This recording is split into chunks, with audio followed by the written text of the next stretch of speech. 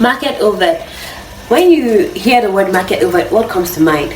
It's a market where that operates from sunrise to sunset, and they are known for the sale of a particular kind of thing in the market. Everybody knows that, okay, this market is for the sale of car, or it's for the sale of clothes and everything. So it's a general market that has usage, like I said, particular time when it starts and particular time when it ends, and is known for a particular kind of goods or the other. So in a situation where a seller sells something to a buyer in a market overt, there's a provision for that in the Sales of Goods Act. In the Sales of Goods Act, it states that particular section states that when a seller who does not have title to a goods sells, or the property in the goods passes from the seller to the buyer without the seller having good title, the buyer also does not have good title. Let me break it down.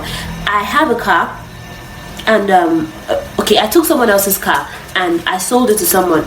I'm not the owner of that car. I don't have title to that car. I don't have the documents of that car. The owner didn't even give it to me. I just took it and I sold it to another person.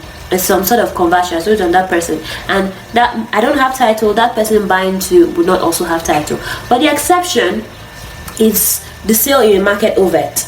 Like for instance, in Lagos, Julius Berger, close to Tinkan Island, where they sell cars. If I take that car to that place and I display the car, and someone comes and say, okay, I like this car, I want to buy it, and I say, okay, this is how much it costs, and transactions go on, and the property and the goods pass to the buyer. The buyer collects the goods and goes away.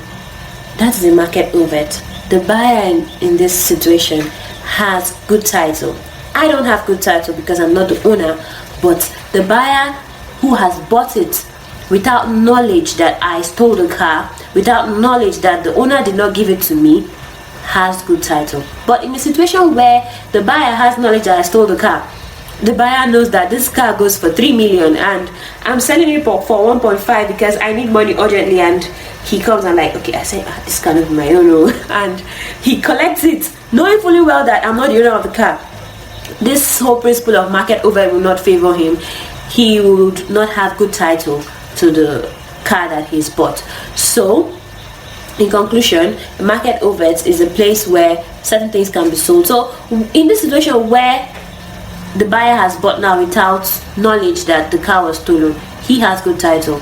Me in question here, I don't have good title, and if an arrest is to be made, I will be the one that will be arrested because I'm the one that took the car. The person that bought the car would not have to pay for any damages because he was not aware. I will be the one that the owner would come to. The owner can say, I want a new car, so I'll have to look for a way to replace that car that I took and sold to the buyer. The buyer does not have any responsibility whatsoever under the law because he bought it in good faith without notice that the car was stolen.